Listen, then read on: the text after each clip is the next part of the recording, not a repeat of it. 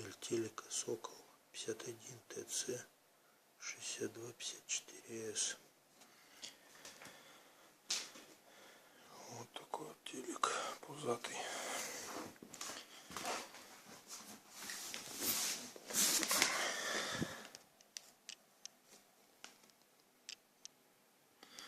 Да, конечно, качество отстой. Вот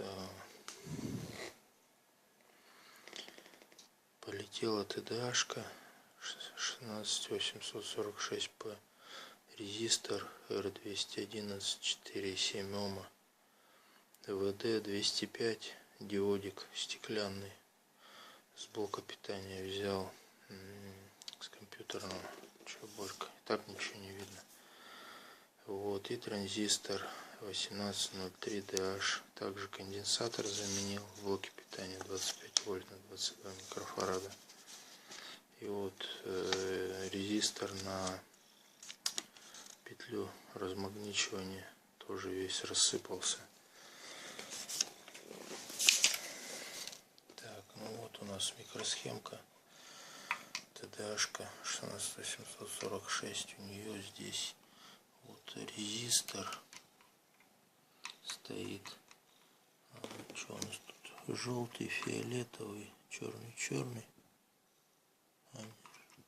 Желтый, фиолетовый, золотой. Вот конденсатор. Потом 4 НК у нас там стоит. Транзистор тоже 4 НК 60. Вот его тоже пробило 4 амперный. Здесь там на радиаторе висит. Вот, и в принципе вот этот транзистор тоже пробило. Сейчас проверим. Все, запустился. Здесь у нас еще находятся кнопочки. Они все окислились и все, короче, хана. Начал перебирать их, чистить не получилось. Придется заказывать. И вот итог всей работы. Вот эти вот микрухи 16846. Я их, по-моему, 10 или 20 брал. И всего там штуки 3-4 живых. Все остальные дохлые. Вот так вот. Так что, и когда меняешь ее, надо обязательно разряжать входной конденсатор, иначе будет бубух.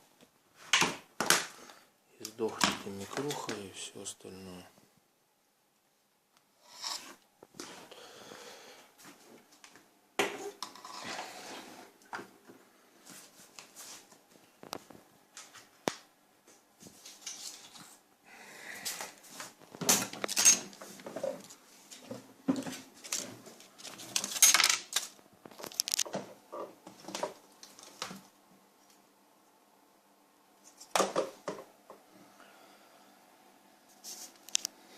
Так.